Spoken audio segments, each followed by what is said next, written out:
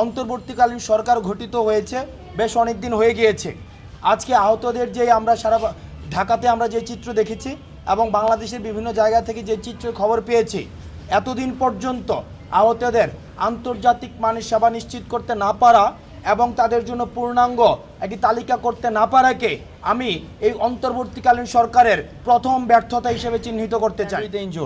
Stand with the ইনজুর্ডে আমাদের যারা সমন্বয়ক রয়েছে আমাদের ঢাকা কেন্দ্রিক, তাদেরকে বিভিন্ন টিমে ভাগ করে দিয়ে আমরা বিভিন্ন হসপিটালে আমরা তাদেরকে পাঠিয়েছি।